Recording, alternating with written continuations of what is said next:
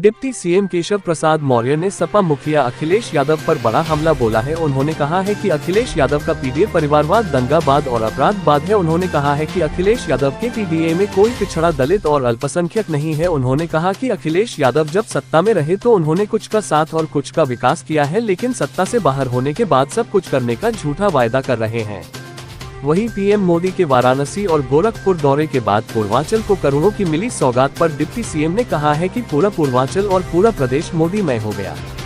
उन्होंने कहा कि यूपी की जनता ने मन बना लिया है कि पीएम नरेंद्र मोदी को तीसरी बार देश का प्रधानमंत्री बनाएंगे। उन्होंने कहा है कि जब भी चुनाव होगा, सपा, बसपा, कांग्रेस और अन्य दल अगर अलग अलग लड़ेंगे या एक साथ लड़ेंगे, दोनों ही परिस्थितियों में कमल ही खिलेगा। और क्या कहा डिप्टी सीएम ने, आइए आपको सुनाते हैं।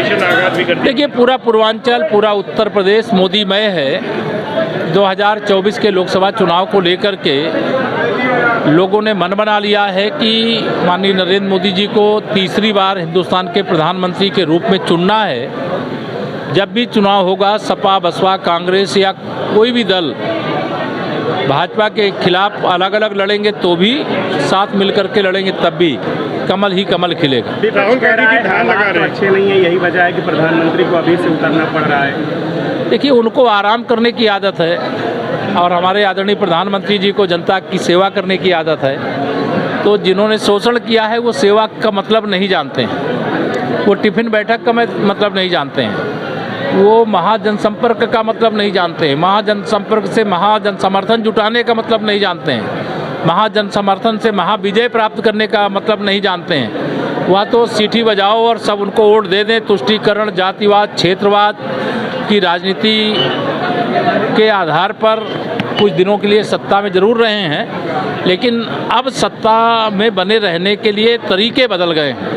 अगर जो सेवा करेगा, जनता आशीर्वाद देती है। सर, सिविल कोड को लेकर के जो कांग्रेस है, सपा है, उनका ये कहना है कि भ्रम फैला रही है बीजेपी, लाने से ज़्यादा भ्रम कांग्रेस फैलाती है, बीजेपी क्या फैलाने की जरूरत है। हमारे तो ये प्रमुख वैचारिक मुद्दे हैं, जिसमें से धारा 370 समाप्त हो गई है, रामलला का भव्य मंदिर बन रहा है, यूसीसी भी हमारा प्रमुख मुद्दा है, उसको लेकर के जनता में चर्चा है।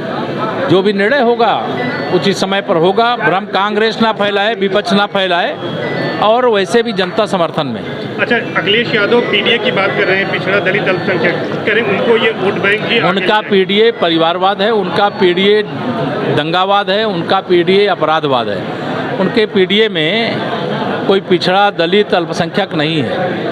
जिसने कुछ का साथ कुछ का विकास किया हो, जब सत्ता में रहे हों, कुछ ना किए हों, और सत्ता से जाने के बाद सब कुछ करने का वादा कर रहे हों, तो जनता समझदार है। धन्यवाद।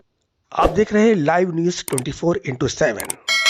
चैनल को लाइक और सब्सक्राइब कीजिए।